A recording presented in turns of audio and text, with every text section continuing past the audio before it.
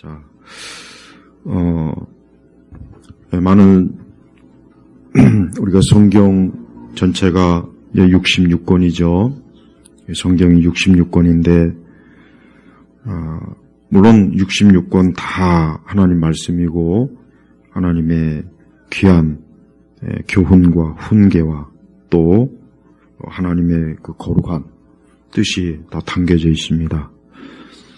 그러나 대체로 그 중에서도 그렇지만 우리가 성경의 어느 부분은 더 긴급하게 더 깊이 있게 또 연구하고 또 가르쳐야 되고 또 배워야 될 그런 성경이 있습니다. 뭐 예를 들면 신약 성경에 보면은 로마서, 그 다음에 또 뭐 사복음서도 그렇고, 구약 성경에는 뭐 창세기나 뭐 출애굽기도 그렇고, 또 선지서도 그렇고, 그렇지만 그 모든 성경이 다 중요하지만 우리 성도들이 실제적으로 이 세상을 살아갈 때 저는 이 시편이야말로 가장 우리 성도들에게 참 귀한 말씀이라고 여겨져요. 우선 저 자신도 이 시편의 말씀을 통해서 늘 많은 또 어려움이나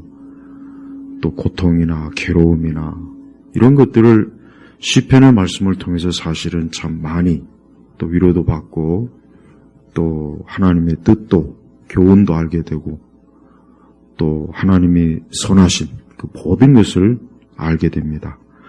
또 시편의 가치는 뭐냐면 시편의 가치는 인간의 이 감정을 참 잘 묘사합니다. 인간의 감정. 대체로 우리 그리스도인들은 영적인 것, 교회에서 어떤 영적인 가르침이나 교훈이나 훈계를 얘기하죠. 그러다 보니까 어떤 인간의 감정에 대해서는 성경적으로 잘 몰라요. 거의 모릅니다. 그러다 보니까 세속적인 심리학이라든가 정신이학이라든가 이 세속 문화에서 말하는 그런 감정을 그게 마치 성경에서 가르치느냐 그렇게 오해를 하죠. 그럴 수밖에 없는 게 성경에 있는 이 시편에 나와 있는 이 인간의 감정을 하나님께서 어떻게 표현하고 그걸 어떻게 하나님께서 또 다루시는지를 잘 배우지도 못하고 알지 못하니까 사실 그러는 거예요. 근데 이 시편의 가치는 여러 가지가 있겠지만 우선 첫째로는 시편은 하나님께서 우리 사람들에게 하나님의 위로와 또 소망, 또 은혜, 또 인간이 가지고 있는 많은 고통, 슬픔, 괴로움, 이 모든 것들에 대해서 시편은 너무나 잘 하나님께서 참 특별히 우리 믿는 성도들에게 어쩌면 모든 사람들에게 이 시편은 하나님의 특별하신 위로와 소망이 가득한 그런 내용이 가득 담겨 있어요. 그래서 우리 성도들도 인생을 살다가 어려움이나 고통이나 슬픔이나 괴로움이나 외로움이나 우울함이나 그 무수한 그 괴로움이 왔을 때 무엇보다도 그때는 저는 여러분들이 시편의 말씀을 좀 그때는 특별히 시편의 말씀을 좀 많이 묵상했으면 좋겠습니다. 성경에서 말하는 묵상이라고 하는 것은 성경에서 말하는 묵상이라는 것은 그냥 뭐 말씀을 읽고 가만히 무슨 뭐 명상을 하라는 게 아니에요. 대부분 다 그렇게 알고 있어요. 성경에서 말하는 묵상이라고 하는 것은 그건 뭐냐? 여기서 오늘 나오죠? 오늘도 2절에 보니까 여호와의 율법을 기뻐하며 그분의 율법을 밤낮으로 묵상한다 그랬죠. 묵상이라고 하는 것은 뭐냐? 이것은 논의하다, 토의하다 이 뜻이에요, 사실은. 그러니까 우리가 이 하나님의 말씀을 그냥 읽고 의미를 되새기지 말고 이 말씀을 가지고 하나님과 논의하고 토의하라는 거예요. 그게 묵상의 정확한 뜻입니다. 묵상을 그냥 말씀을 읽고 이렇구나 저렇구나 그렇게 여기지 마시고 앞으로는 이 말씀 한 구절 한 구절을 가지고 하나님과 논의하고 토의하라는 겁니다. 앞으로 꼭 그렇게 이제 묵상을 이해하시면 좋겠어요. 우리는 하나님의 말씀을 가지고 어떻게 하느냐? 하나님과 함께 이 말씀을 논의하고 토의하는 거예요. 그러니까 하나님께서 말씀하셨으니까 이 하나님의 말씀을 가지고 하나님과 함께 논의하고 토의하는 거예요. 그게 바로 묵상입니다. 그래서 특별히 시편의 가치는 우리가 인생사를 사는 동안 아까 얘기했지만 많은 어려움이 있어요. 여러분 인생을 살다 보면 많은 고통, 괴로움, 또 죄, 또 정신적 고통, 육체적 질병, 또 알 수 없는 두려움, 걱정, 염려, 이 모든 것들에 대해서 시편은 너무나 잘 다루고 있어요. 저는 정신과에 문제가 있는 사람, 정신에 문제가 있는 사람들이 시편을 좀 날마다 읽는다면 분명히 정신적으로 많은 치료 효과가 있다고 저는 확신합니다. 특별히 혹 그 정도까지는 아닐지라도 마음이 심란하고 고통스럽고 생각도 복잡하고 사는 게 힘들고 짜증나고 화도 나고 우리가 살다 보면 무수하게 생기는 일들이 많죠. 그럴 때 우리 성도들은, 특별히 우리 그리스도인들은 그때는 긴급하게 시편의 말씀을 좀 귀담아 듣고 시편의 말씀으로 간다면 분명히 하나님께서는 그 시편을 읽는 그 사람의 마음, 정신, 생각, 그의 의지, 그의 모든 것을 분명히 말씀으로 하나님께서 복되게 하실 거예요. 그리고 또한 우리는 특별히 이 시편의 가치가 뭐냐? 시편의 가치는 뭐냐? 시편은 오늘 1편 1장에 나와 있죠. 복 있는 사람은 악인의 계획을 따르지 아니하고 죄인의 길에 서지 아니하며, 쉽게 얘기하면 하나님께 복받는 사람의 길과 또 6절에 보니까 악인의 길, 망하는 사람의 길, 딱 이 두 종류를 이 시편은 아주 잘 가르치고 있어요. 그래서 사람이 복받는 길과 망하는 길, 우리 교회 다니는 분들 사실 누구나 다 하나님께 복받는 거 좋아하죠. 교회를 안 다니는 사람도 하나님께 복받는 거 좋아하지 하나님께 저주받는 거 좋아하는 사람은 사실 없어요. 그런데 안타까운 것은 사람들한테 그래요. 하나님 믿지 않는 사람들한테 예를 들면 하나님의 심판, 죽음, 천국, 지옥, 영생 이런 것들을 얘기하면 듣기 싫어해요. 아주 듣기 싫어합니다. 그런 것들을 별로 좋아하질 않아요. 그런데 또 하나님께 복을 받는다 하는 얘기는 또 귀를 기울여요. 우리가 복음을 전할 때 좀 지혜로울 필요는 있어요. 우리가 물론 복음은 어떤 것을 가감하면 안 되겠지만 우리는 할 수 있는 한 우리는 사람들이 이 복음이라고 하는 것은 그 복음을 받아들이는 사람에게 복이다, 좋은 것이다, 그의 인생의 축복이다, 아니면 더 구체적으로 이해하기 쉽게 행복이다, 이렇게 전하는 것도 사실은 괜찮습니다. 왜 그러느냐? 그래야 저들이 귀를 기울여요. 우리는 하나님 말씀을 아무리 전해도 귀를 기울이지 않으면 사실 소용이 없어요. 그리고 사람들은 하나님의 말씀을 듣기 싫어합니다. 이건 분명해요. 교회를 다니는 사람들조차도 하나님 말씀을 다 듣고 싶어 하진 않아요. 교회를 다녀도 하나님 말씀을 다 듣고 싶어 하진 않아요. 뭐만 듣고 싶어 합니까? 축복의 말씀. 그래서 얼마나 이 축복에 대한, 특히 우리나라 교회는 아주 이 축복에 거의 목을 맸어요. 축복교회도 있고, 그냥 축복에 대한 이 교회의 이 과도한 열정은 너무 심각해, 너무 심해요. 그러니까 한쪽으로 쏠린 거예요. 한쪽으로. 물론 하나님은 우리를 축복하시죠. 그러나 반대로 또 어때요? 하나님은 사람을 멸망하는 그 길도 하나님이 말하셨어요. 그러니까 사람은 이렇게 하나님께 축복을 받는 길도 있지만 멸망의 길도 있다는 것을 우리가 좀 균형 있게 좀 교회에서도 듣고 배운다면 우리 성도들이 신앙생활이 또 얼마나 균형 있겠습니까? 그래서 우리가 이 성경을 읽을 때, 그 중에서도 이 시편의 말씀은 우리 성도들이 정말 읽으면 읽을수록 우선 우리 성도들의 마음이 일단 평안할 겁니다. 또 성도들이 사람에게 얻을 수 없는 위로도 받을 겁니다. 또 이 시편의 말씀은 내 감정과 내 생각, 특히 내 감정을 표현을 해줘요. 제가 아까 처음에 그랬죠. 우리 그리스도인들이 이 감정을 표현하는 것을 성경에서 배우면 좋겠어요. 특히 시편을 읽으면은, 여러분 시편에 쭉 읽어보면은 의외로 굉장히 그 감정 표현이 아주 지속적이고 노골적이에요. 야, 이렇게 하나님 앞에 이렇게 해도 되겠나 할 정도로 그런 게 많이 있어요. 우리가 사람 앞에서는 굳이 감정 표현을 이렇게 과격하게 할 필요는 없어요. 그래야 싸움만 나고 오해만 생기고. 그러나 하나님 앞에서는 우리의 감정을 좀 있는 그대로 솔직하게 드러내는 게 그게 좋습니다. 그게 좋습니다. 우리가 하나님 앞에 기도할 때 우리는 하나님 앞에 어때요?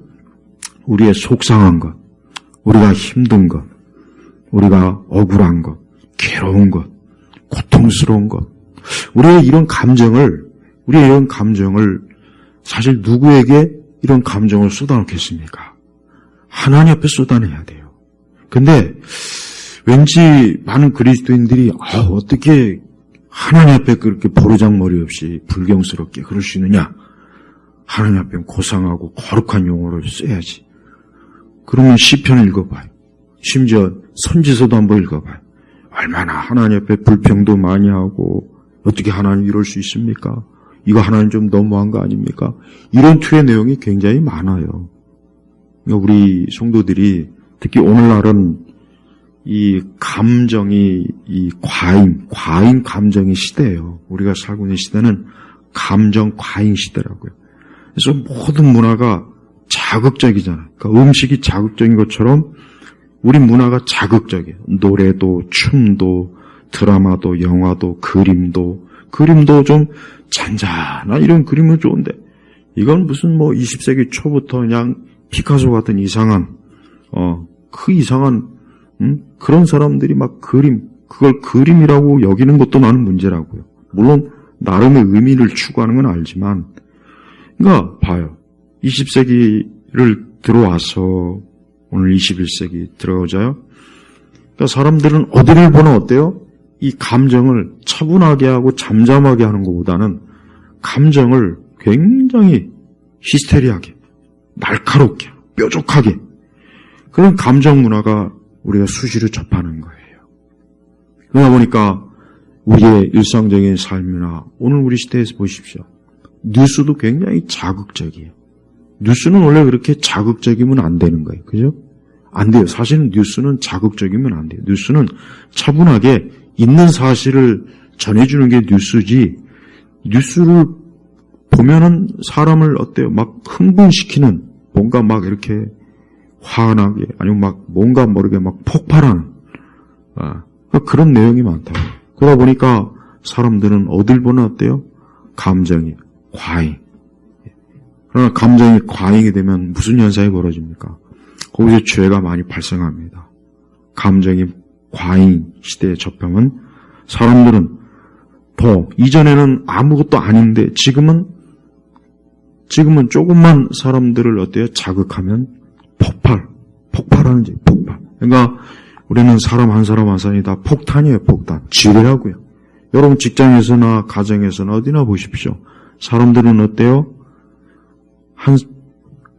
폭탄이에요, 폭탄. 조금만 건드리면 확 폭발해가지고 사람도 죽이고 두들겨 패고 걷어차고 욕을 하고 그냥 막 한순간에 그래요.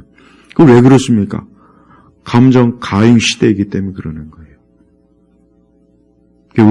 그래서 우리 성도들은 우리의 그러한 이와 같이 이렇게 감정 가잉 시대에서 우리가 어때요? 하나님 앞에서 말씀으로 우리의 마음과 생각을 잘 다스릴 그럴 필요가 있는 것입니다.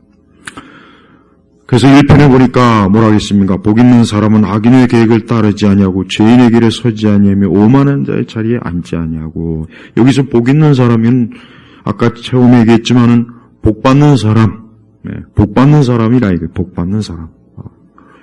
복 받기를 좋아하는, 그런데 관심이 많은 우리 인간의 본성이지만 유난히 또 복을 그렇게 원하는 분들이 있으면 오늘 이 시편 말씀을 좀 잘 귀담아 드십시오.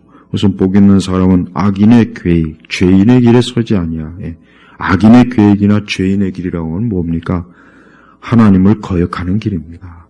하나님을 거역하는 길이라고요. 하나님이 제시하신 이 길로 가라. 이렇게 해야 된다. 이걸 따라라. 말씀에 다 나와 있잖아요. 근데 그것과는 항상 반대되는 거예요. 반대. 하나님께서 이쪽 길로 가라 하면 저쪽 길로 가는 거예요. 우리 주님께서 좁은 길로 가라 그랬는데 사람들은 어때요? 난 좁은 길 싫어요. 난 넓은 길로 갈래요. 좁은 길은 재미도 없고 지루하고 좁은 길은 내 육적으로 영 시시해요. 근데 넓은 길은 재미있어요. 쾌락적이에요. 정욕적이에요. 넓은 길은 하나님이고 뭐고 나 간섭하지 않아서 너무 좋아요. 자, 그게 다 죄인의 길이에요. 그 악인의 길이에요. 근데 그쪽 길로 가면은 어때요? 복이 없다는 거죠. 성경에서 말하는 복이라고 하는 것은 궁극적으로 생명과 영생인데, 하지만 좀 더 이 구약에서 말하는 복은 더 넓게 이해를 해도 돼요. 하나님은 우리 믿는 하나님을 잘 믿고 섬기는 사람들, 하나님의 뜻을 잘 따라가는 사람들에게 어때요? 모든 면에서 복을 주는 거예요. 모든 면에서. 우리의 인생사 전체가 하나님께로부터 복을 받으면 좋죠. 그렇죠? 하나님께로부터 복을 받으면 좋은 거예요. 근데 악인들, 이 죄인들, 하나님이 가라 하는 길로 가지 않는 사람은 어때요? 그 사람들은 6절을 보니까 뭐라 했습니까? 6절을 보니까 참으로 의인의 길은 여호와께서 하시지만 악인의 길은 뭐가 있습니까? 망할 것이다. 그랬죠. 망할 것이다. 이 두 가지를 확실하게 우리가 알고 있어야 됩니다. 하나님의 길을 따르는 사람은 분명히 복을 받습니다. 그러나 하나님의 말씀을 따르지 않으면 망한다 그랬어요. 망한다. 정말 여러분 이 말씀을 꼭 기억하십시오. 이 땅에는 무수한 사람들이 다 자기 나름의 인생관이 있어요. 자기 나름대로 인생관이 다 있다고. 모든 사람은 다 자기 인생관이 있는데, 하지만 그 모든 사람의 인생관은 딱 두 개로 나눠진, 하나는 하나님께 복 있는 사람의 인생관이 있고, 또 하나는 뭡니까? 망하는 인생관이 있는 거예요. 망하는 인생관. 그러니까 우리가 하나님을 따르지 않는 사람들은 그 사람들이 각자 무수한 수백, 수천, 수만 가지의 자기 인생관을 얘기해도 그 사람의 삶 속에 하나님이 없어요. 기도가 없어요. 예배가 없어요. 그에게 예수 그리스도가 없어요. 그가 하나님을 경외하는 게 없어요. 그 사람은 망하는 길로 지금 가고 있는 거예요. 그가 아무리 사업가로서 성공해도, 학자로서 성공해도, 예술가로서 성공해도, 좋은 학교 가도, 그가 머리가 좋아도, 좋은 집안에 있어도 그가 하나님의 길을 가지 않으면 그는 지금 어디로 가는 겁니까? 망하는 길로 가는 거예요. 그래서 2절에 보니까 하나님께 복을 받는 사람의 특징, 아주 짧고 명확하고 이해하기 쉽게 나와 있어요. 뭐라 했습니까? 오직 여호와의 율법을 기뻐하며 그분의 율법을 밤낮으로 묵상한다 그랬습니다. 여기서 율법은 엄밀히 얘기하면은 모세오경을 얘기하는 거예요. 아직 이 시편 1편이 영감된 말씀으로 지어졌을 때 우리처럼 이렇게 성경 66권이 다 완성된 게 아니라고요. 그냥 모세오경, 그냥 5권의 말씀만 있다고요. 근데 우리는 66권의 말씀이 있어요. 얼마나 우리는 풍성합니까? 얼마나 우리는 풍성해요. 이게 신약 시대 성도들은 구약 시대 성도들에 비하면, 특히 이 다윗 시대에 있는 성도들에 비하면 엄청나게 하나님의 말씀의 축복, 영감된 말씀의 축복을 이루 말로 다 할 수 없이 쏟아 부어줬다고요. 그런데도 우리가 이 하나님의 말씀의 가치를 모르고 외면한다면 우리가 복을 받을 수 있겠습니까? 그렇지 않죠. 궁극적으로 하나님 사람들은, 하나님의 자녀들은 복 있는 사람의 길로 가게 돼 있습니다. 근데 그 사람의 특징이 뭡니까? 오직 여호와의 율법을 기뻐하며, 두 가지가 있어요. 2절을 보니까 기뻐하며 그분의 율법을 밤낮으로 묵상한다. 두 가지입니다. 성경의 말씀을 기뻐하고 묵상하는 거예요. 쉽게 얘기하면 말씀을 읽으면서 이 말씀의 뜻을 가지고 하나님과 토의하고 의논하는 거예요. 그렇게 하라는 거예요. 그런 사람이 복을 받는 거예요. 우리 성도 여러분, 아마도 누구나 다 그럴 거예요. 아유, 내가 좀 어쨌든 잘 되고 싶다, 복 받고 싶다, 또 나와 내 가족이나 우리 자녀들이 좀 하나님의 복을 많이 받고 싶다, 그런 생각 많이 하죠. 그건 죄가 아닙니다. 혹시라도 그런 생각했다고 해서 죄책감 갖지 마세요. 그건 당연한 생각이에요. 그러면은 이 말씀을 따르세요. 말씀을 읽으세요. 하나님의 말씀을 읽으세요. 하나님의 말씀을 읽으면은 하나님은 그런 사람에게 복 있는 사람으로 하나님께서 계획을 세워주시는 거예요. 그의 인생의 앞길에 하나님의 복이 하나하나 한 걸음 한 걸음 하나님이 펼쳐주시는 거예요. 그러니까 하나님께서 약속하신 거니까 어떻게 하실지는 그것까지는 생각할 필요가 없어요. 그런 건 생각하지 마요. 그건 굳이 알 필요 없어요. 하나님께서는 우리의 모든 한 걸음 한 걸음을 다 정해놓으셨기 때문에 다만 우리가 복 있는 사람의 길로 가기를 원하는 거예요. 그러려면 어떻게 됩니까? 말씀, 하나님의 말씀을 기뻐하고 율법을 밤낮으로 묵상하세요. 여러분이 힘들 때도 말씀을 읽으세요. 여러분이 혹 우울할 때도 말씀을 읽으세요. 여러분이 괴로울 때도 말씀을 읽으세요. 여러분이 몸이 아플 때도 말씀을 읽으세요. 여러분이 혼자 있을 때도 말씀을 읽으세요. 여러분이 혹 길에 있을 때도 하나님 말씀을 기억나는 것을 생각하세요. 여러분에게 안 좋은 일이 있어도 말씀을 읽으세요. 여러분의 삶에 어둠이 자꾸 와도 그래도 말씀을 읽으세요. 반대로 여러분의 삶에 기쁨이 올 때, 즐거움이 왔을 때도 말씀을 읽으세요. 여러분이 이곳에 있을 때도 말씀을 읽고 해외 나가서도 말씀을 읽으세요. 밤에도 말씀을 읽고 낮에도 말씀을 읽으세요. 그걸 얘기하는 겁니다. 그러면 이 사람이 이렇게 복 있는 사람이 왜 이럴까요? 왜 그렇겠습니까? 하나님을 사랑하니까 그런 거죠. 하나님을 사랑하니까 그분의 말씀이 자꾸 찾아지고 그분의 말씀이 자꾸 그냥 듣고 싶고 보고 싶고 그냥 그거 외에는 막 떠오르는 게 없는 거예요. 왜 사람들이 직접적으로 제가 얘기해 보면은 왜 우리 시대 사람들이 이렇게 정신병도 많고 정서적으로도 혼란함이 많고 또 수많은 사람들이 감정 기복이 심하고 또 왜 그렇게 충동성, 충동 지향성 그런 어떤 성향이 강할까? 왜 그렇겠습니까? 그들의 마음에 말씀이 없기 때문에 그런 겁니다. 그들의 마음에 말씀이 없기 때문에 그러는 거예요. 우리는 이 사람의 기본 구성을 잘 알아야 돼요. 인간은 영혼과 육체로 돼 있죠. 근데 사람들은 육적인 사람들은 거듭나 예수님 안 믿는 사람은 어때요? 그냥 육적인 삶만 사는 거예요. 근데 그 육적인 삶에도 문제는 없어요. 잘 먹고 잘 살고 일 잘하고 공부 잘하고 좋은 옷 입고 뭐 문제 없습니다. 근데 문제는 그것만 있으면야 완벽한데 문제는 사람에게는 영적인 존재예요. 사람은 영적인 존재만.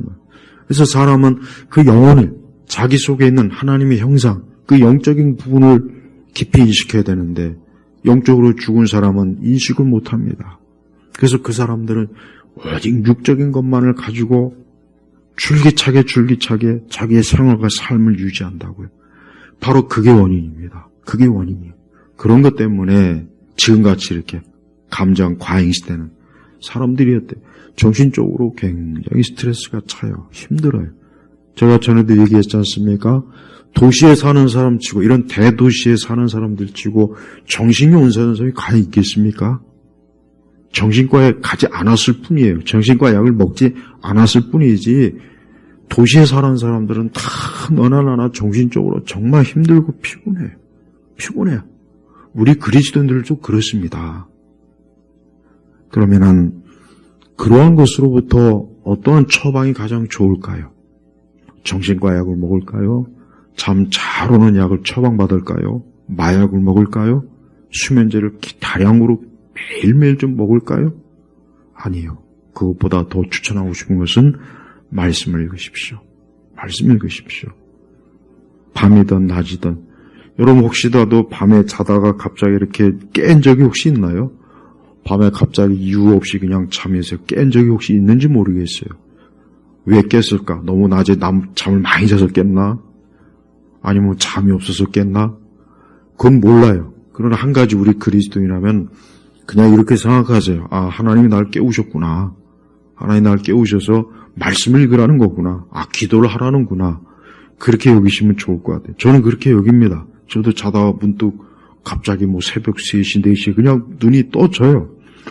그렇다고 잠을 많이 잔 것도 아닌데. 그럴 때는 기도를 한다든가 말씀 읽는다든가 그럽니다. 하나님께서는 우리 특별히 성도들에겐 최고의 복을 주셨는데 뭐냐? 하나님의 말씀을 읽음으로 말미암아 어때요? 자신의 마음이나 감정이나 정신도 하나님의 말씀으로 어때요? 평온하고 잠잠하고 안정되고, 낮에 막 바쁘게 일하고 낮에 막 정신없이 분주하던 사람이 하나님의 말씀을 먹고 하나님의 말씀을 만나같이 섭취했을 때 그 말씀이 어때요? 우리 안에 평안함을 가져다 주는 거예요. 아이들도 우리가 요즘 아이들 키우는 게 쉽지가 않죠. 저도 마찬가지지만 아이들을 키울 때 가장 좋은 게 뭘까? 아이를 키울 때 가장 좋은 거는 저는 성경적으로 그 아이들에게 말씀을 들려주는 게 가장 좋다고 생각합니다. 분명히 저는 그렇게 합니다. 네. 말씀을 자꾸 들려주는 거예요. 아이들이 말씀을 읽어서 이해하거나 그렇진 않을 겁니다. 그러나 커면서 조금 일찍 이해하겠죠.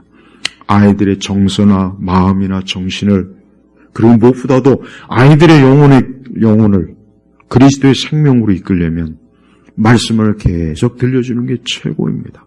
혹 지금 아이를 가진 임신한 그런 분들이 있으면은 다른 태교하지 마세요. 자꾸 클래식 들려주지 말고, 자꾸 무슨 이상한 거 동화책 들려주지 말고, 뭘 해야 되겠냐? 말씀을 엄마가 많이 읽으면 돼요. 말씀을 엄마가 많이 읽거나 소리내서 읽어서 뱃속에 있는 태아가 이미 뱃속에서부터 엄마를 통해서 하나님의 말씀을 먹고 마실 때 얼마나 그 아이가 또 축복되겠습니까? 우리 성도 여러분 분명히 아십시오. 분명히 하나님께서 말씀하셨어요. 복 있는 사람은 분명히 그랬어요. 하나님의 길 반대편에 서지 않는 것이고, 2절에 보니까 말씀을 기뻐하고 묵상을 하고 그랬습니다. 이건 분명한 거예요. 이건 하나님의 선언이에요. 하나님이 딱 마련해 놓은 거예요. 그러니까 우리는 이렇게 하면 되는 거예요. 이렇게 하면은 나는 복 있는 인생이 되는구나. 우리는 인생을 살면 그래요. 사람들은 보십시오. 사실 겉으로 표현만 안 할 뿐 누구나 다 자기 인생이 잘 되길 원하지 않습니까? 안 그렇습니까? 누구나 자기 인생이 잘 되길 원하지 안 되길 원하는 사람이 누가 있겠어요? 다 잘 되길 원하는 거예요. 그럼 그 잘 되는 길이 뭐겠습니까? 그냥 오늘 시편 1편이에요. 이겁니다. 진짜 잘 되길 원하면, 심지어 현세와 내세까지도 잘 되길 원하면은 하나님 말씀을 읽고 그 말씀 안에 뿌리를 내리면 그러면 되는 거예요. 어리석게 사람들이 그냥 노래방 가서 노래 부르고, 그 세상 가수들 그냥 노래 부르고 흥겨워가지고 춤을 추고 박수를 치고, 이 세상에 온갖 유흥문화, 온갖 그 잡다한 그런 거기에 막 시간을 투자해요. 근데 그러고 나면 어떻습니까? 그 정신이나 마음이나 생각이 어때요? 어둠이 밀려온다니까. 우울감이 밀려와요. 거기에다 감정 소비를 했기 때문에 지쳐요. 지치고 힘들어요. 그럼 당연히 짜증나는 거예요. 짜증이 나고 화가 나고 충동적 그런 것들이 드러나겠죠. 우리 성도들은 지금같이 이렇게 분주하고 바쁘고, 또 수많은 사람들이 자기의 육적인 데 인생을 확 지금 쏟아붓을 때 우리 성도들은 어떻게 하라고요? 오직 여호와의 율법을 기뻐하며 그분의 율법을 밤낮으로 묵상한다. 묵상하는 겁니다. 계속해서 말씀을 자꾸 읽고 말씀을 듣고 말씀을 가까이 하고, 하나님 말씀으로 하나님과 좀 토의도 하고 의논도 하고, 그렇게 하면서 지내는 게 그게 우리 그리스도인들의 모습입니다. 과거의 많은 성도들은 항상 말씀이 손에 들려졌어요.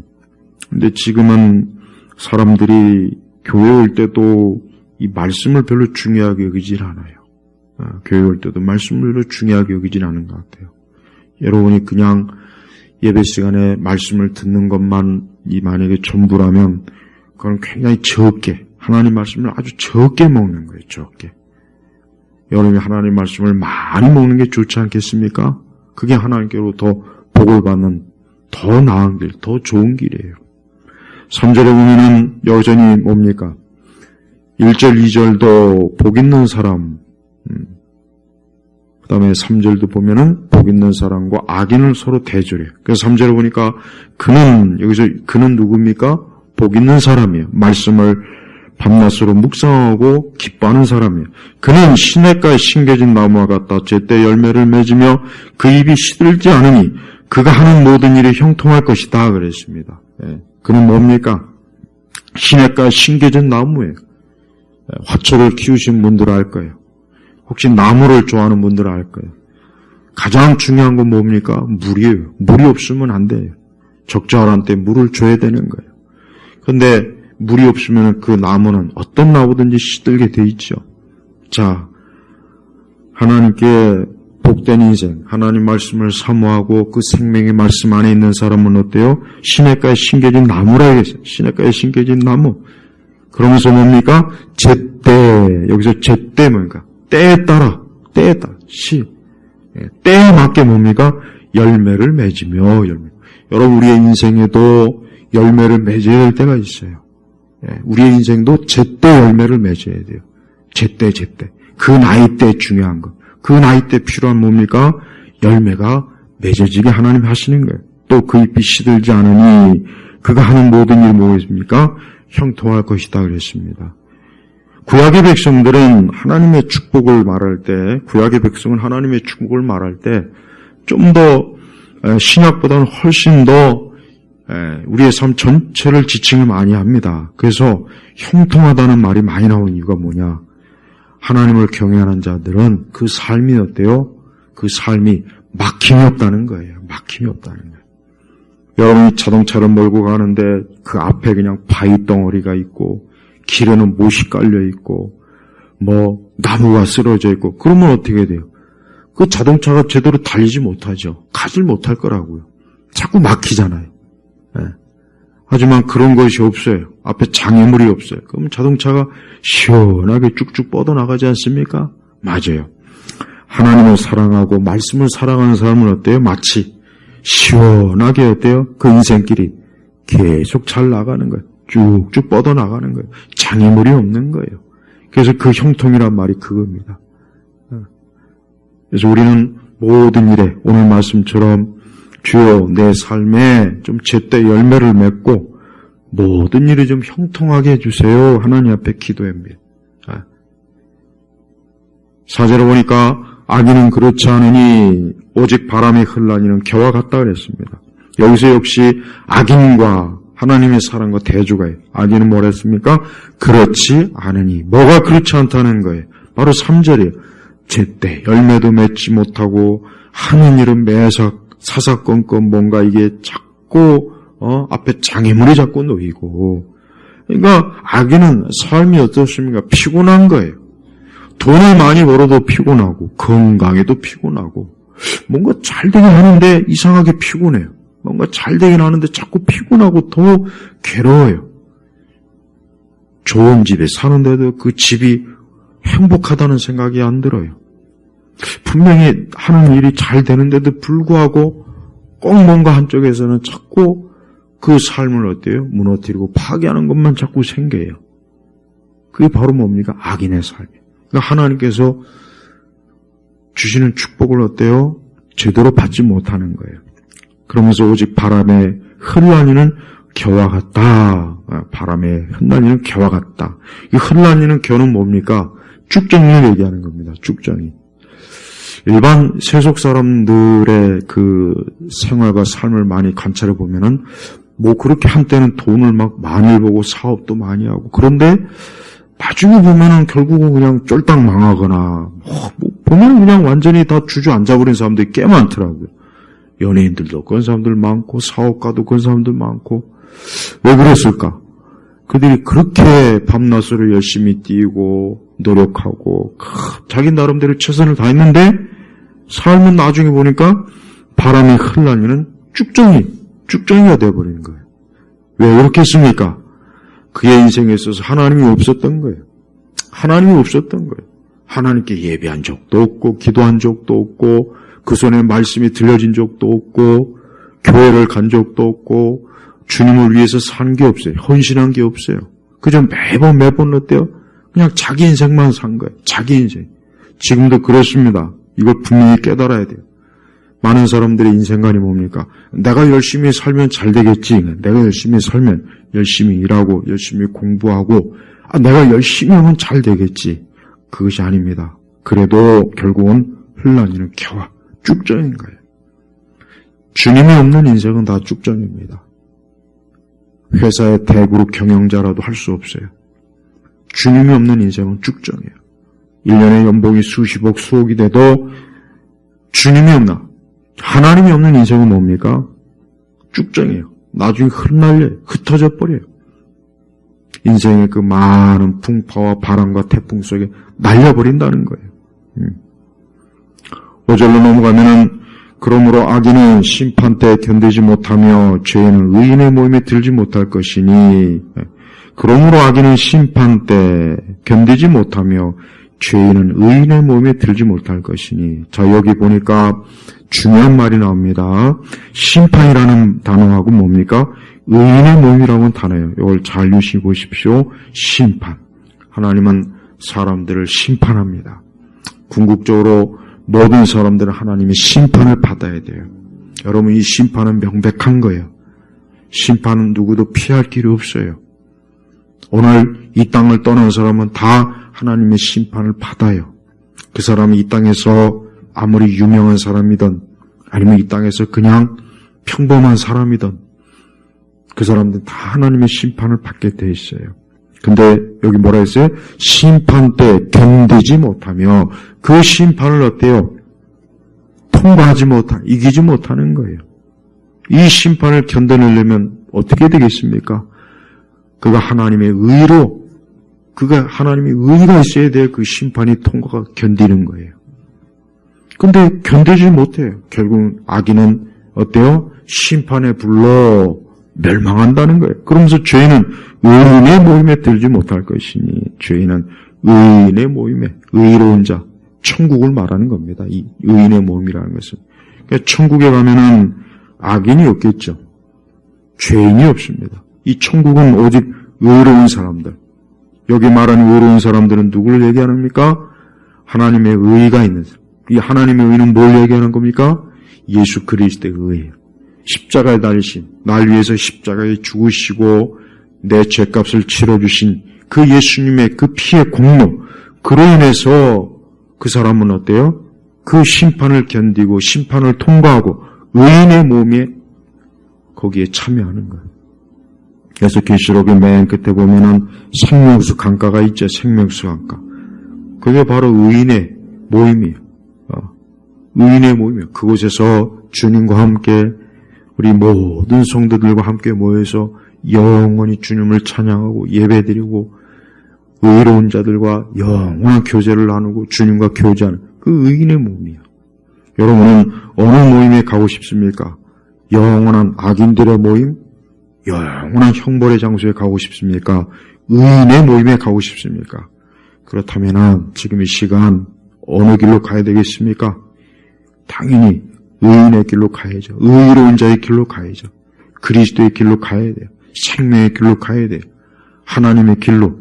그러니까 성경은 하나님께서 사람들에게 제시를 해요.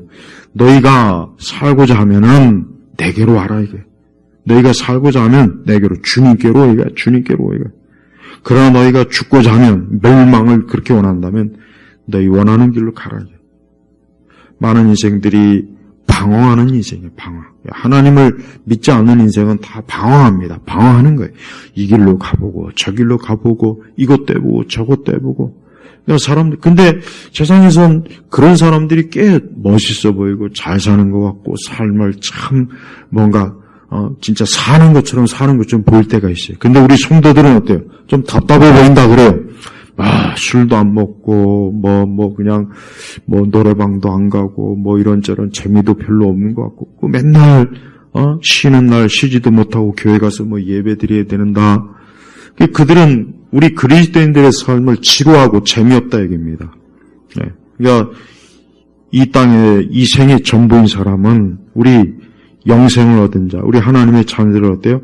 재미없고 지루한 삶. 그런 인생으로 봐요. 여러분도 그렇게 생각하십니까? 여러분이 지금 신앙생활하고 교회 다니고 예배 드리고 하는 이것을 여러분 기뻐하고 이것을 즐거워할 수 있는 그런 마음이 있습니까? 그 사람은 의인의 자리에 갈 사람이에요. 의인의 모임에 갈 사람이에요. 의인들은 애초부터 그걸 좋아하는 거예요. 그러나 죄인이나 악인들은 어때요? 그들은 죄인과 악인의 길을 즐거워해요. 여러분 수많은 사람들을 앞에다 불러놓고 하나님께 예배하는 자리에 올 사람과 아니면 반대로 술 먹고 노래하고 맥주 먹고 치킨 뜯고 하는 자리, 사람들이 여기 1000명 있으면 대부분의 사람들이 어디 가겠습니까? 그쪽으로 가지 않겠습니까? 틀림없을 거예요. 왜? 그들은 죄인들이기 때문에 죄인이 좋아하는 걸 가는 거예요. 그러나 의로운 자는, 하나님을 경외하고 하나님을 사랑하는 자는 어때요? 의로운 자리에 오는 거예요. 의로운 자리에 오는 거예요. 그래서 6절에 보면은 참으로 의인의 길은 여호와께서 아시지만 악인의 길은 망할 것이다. 악인의 길은 망할 것이다. 얼마나 명확합니까? 악인의 길은 망할 것이다 그랬어요. 망할 것이다 그랬어요. 이 망한다는 건 뭡니까? 영원히 망한다는 거예요. 이 망한다는 것은 일시적인 게 아닙니다.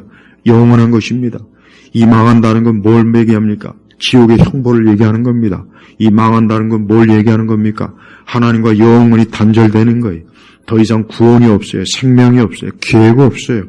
그래서 성경에서 죄인이 망한다는 것은 굉장히 무서운 거예요. 여러분 이걸 무섭게 알아야 돼요. 죄인이 망한다는 건 무서운 거예요.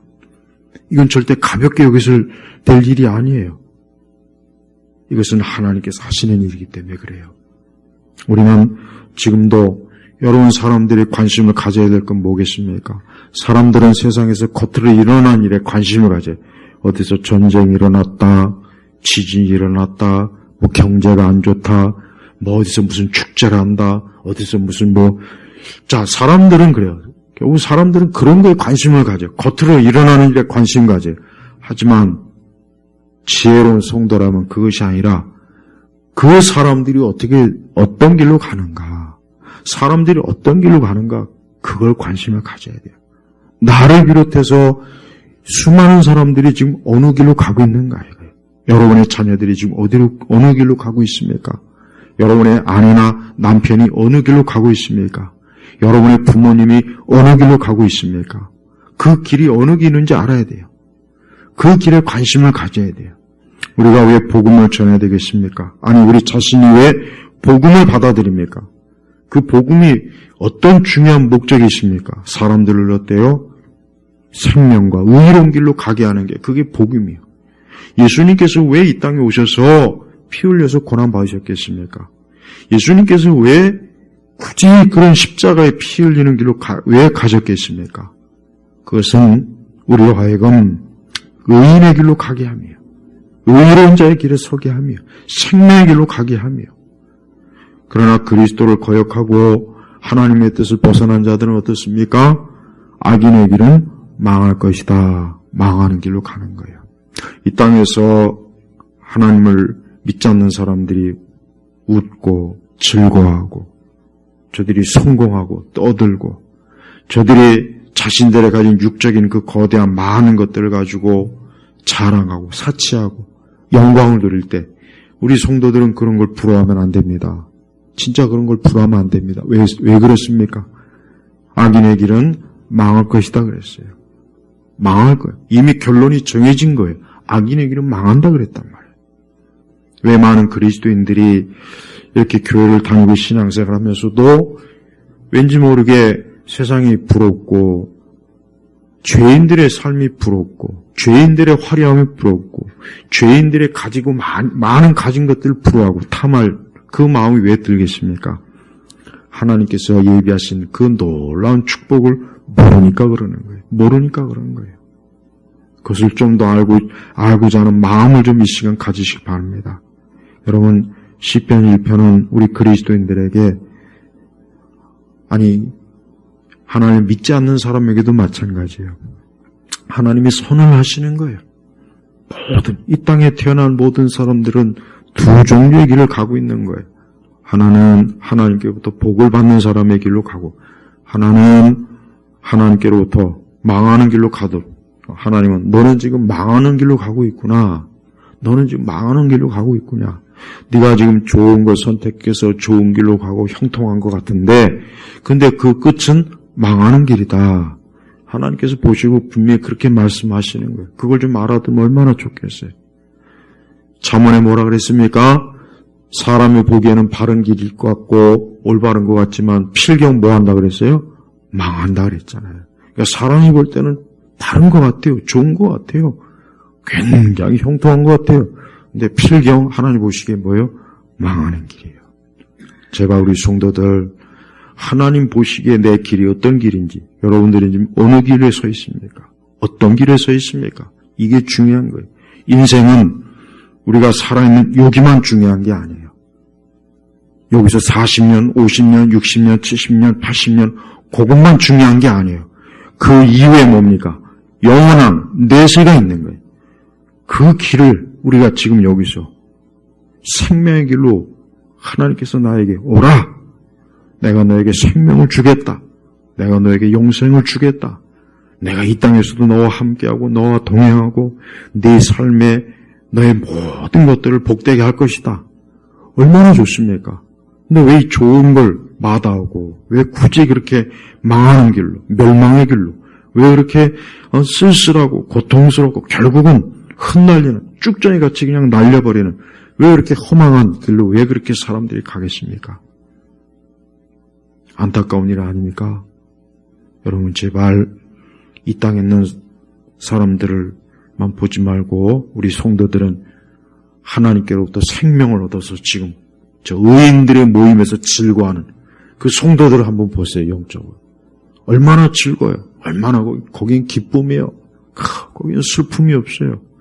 우리 인간의 삶은 저도 요즘 계속해서 제 나름대로 이렇게 살펴보는 게, 사람들의 삶이, 인간의 삶이라는 건 진짜 힘들구나. 고생이 되는구나. 어렵구나. 고통이 많구나. 저는 그걸 더 절실하게 요즘 느껴요. 더 절실하게. 물론 이전에도 그런 건 알고 있었지만 점점 도대체 사람이 아무리 산다고 해봐야 결국은 고통, 괴로움, 외로움, 우울함, 온갖 인간사에 부닥치는 그 괴로움. 도대체 그럼 인간의 소망이 뭘까? 뭔가요 도대체? 뭘까? 우리 예수 그리스도 그분밖에 없어요. 진짜입니다. 그분밖에 없어요. 이건 진실을 얘기하는 거예요. 이거는 제가 종교적인 감성에 지금 사로잡혀서 괜히 넋두리 하는 게 아니에요. 이거 명확한 거예요. 성경이 이걸 분명히 가르쳐요. 제발 여러분이 그리스도 안에 의로운 자의 길로 좀 서십시오. 그걸 스스로가 나는 이제 의인의 길에 서 있다. 난 이제 앞으로 장차 의인의 모임에 이제 영원토로 들어갈 것이다. 우리가 주일날 우리가 예배 시간에 이 자리에 모이는 것도 의인의 모임이에요. 의인의 모임, 이 예배 자리는. 그래서 우리는 예배가 그래서 중요한 거예요. 의인의 몸이에요. 여러분 이 시간에 하나님 믿지 않는 사람이 가는 모임은 어떤 모임이겠습니까? 육의 모임 아니겠습니까? 이제 퇴근하고 일을 마치고 이제 스트레스를 좀 풀자. 우리 가서 소주를 먹고 맥주를 마시고 우리 가서 좀 연극도 관람하고 영화도 보고 우리 가서 좀 스트레스 풀자. 언뜻 보기엔 별 문제 없어 보이지만 제가 좀 안타깝지만 하나님 없는 사람이 그 길로 가는 건 망하는 길로 계속 가고 있는 것입니다. 망하는 길로 가고 있는 것이에요. 인생은 별거 없어요. 제가 자주 하는 말입니다. 인생은 진짜 별거 없습니다. 저는 위대한 사람들의 생애도 많이 살펴보고 별 볼일 없는 사람의 생애도 많이 봤어요. 한때 그렇게 인기 많았던 연예인들 보니까 그렇게 돈도 많았던 사람이 나중에 나이 먹고 쫄딱 망한 사람들 꽤 많더라고요. 꽤 많아요. 하나님 없이 산 인생이니까 그런 거예요. 한때는 그렇게 저명인사요, 유명한 사람이고 사람들이 그를 떠받쳐주지만 나중에 말년에 대한 건 쓸쓸해요. 찾아오는 사람도 없고 찾아갈 곳도 없고 더 큰 문제는 이제 앞으로 내가 죽으면 어떻게 하나 하고 앉아서 벌벌벌 떨어요. 보세요. 그렇게 멋있려고 젊을 때는 그렇게 멋있고 잘 나가고 힘찬 것 같지만 점점 뭡니까? 흩날리는 겨잖아요, 겨. 그러나 우리 성도들은 절대 아닙니다. 아까 뭐라 했습니까? 시냇가에 신견이 놓았다. 제때 열매를 맺으며 그 입이 시들지 않으니 그가 하는 모든 일이 형통할 것이다. 그러니까 확실히 하나님을 믿는 사람, 우리 그리스도인의 인생은, 진정한 그리스도인은 정말 이 3절 말씀이 그대로입니다. 정말 그대로. 그러나 반대로 자기 인생과 자기 멋을 찾고 자기 영광과 자기 영화를 찾는 사람은 다 사절 되더라고요. 이런 증거가 그냥 넘쳐. 우리 성도 여러분, 여러분이 지금 의로운 자, 의인의 길이 있다면 여러분보다 행복한 사람 진짜 없고 여러분보다 축복받는 사람 진짜 없으니까 누구도 부러워할 이유도 없어요. 아예. 여러분 이거 부러워하는 건 그건 진짜 큰 잘못이에요. 부러워하지 마세요. 진짜 예수님 믿는 그 삶인만큼 좋은 건 없어요. 제가 목사라고 해서 이런 얘기 절대 하는 것도 아니고 오늘 뭐 가르쳐야 되니까 이런 얘기 하는 게 아닙니다. 제가 지난 몇 개월 동안 많은 제 나름대로 고생하고 고통받고 하나님 믿지 않는 사람들을 이렇게 같이 그들과 먹고 마시고 지켜보면서 딱 드는 게 바로 이거예요. 하나님 없는 인생은 진짜 아니다. 정말 아니다. 이건 정말 명확한 거다. 저는 아주 뼈저리게 그걸 체험했어요. 정말입니다. 그러니까 여러분 제발 예수님 믿는데 왜 난 몸이 아파? 난 직장도 시시해? 난 왜 이래? 별 볼 일 없어? 믿지 않는 사람들 저렇게 잘 나가는데 좋은 학교 가고 좋은 집 그거 부러울 거 아무것도 없어요. 정말 없습니다. 진짜 없어요. 정말 없더라고요. 진짜 의로운 자, 의인의 자리, 의인의 모임에 내가 속했다는 그 한 가지가 가장 큰 복이에요. 전 우리 예일교회 성도들이 오늘 제가 이제 앞으로 시편을 조금씩 계속 강의할 겁니다. 정말 이 말씀 그대로 1편의 말씀을 여러분도 마음 깊이 체험하고 공감하기를 또 믿기를 이 길, 의로운 길로 가기를 주의 이름으로 축복합니다. 기도하겠습니다. 하나님 아버지 감사합니다. 오늘 시편의 말씀을 통해서 우리가 믿음의 삶, 하나님을 믿는 자의 길, 의로운 자의 길, 의인의 모임에 들 자의 그 영광, 그 거룩함, 그 은혜를 말씀을 통해서 살펴봤습니다. 오늘 이 말씀을 듣는 우리 교우들뿐만 아니라 이 말씀을 듣는 모든 사람들이 의인의 모임에 들어가도록 우리 주께서 긍휼히 은혜를 베풀어 주옵소서. 그들에게 큰 사랑을 베풀어 주옵소서. 예수님의 이름으로 기도 올렸습니다. 아멘.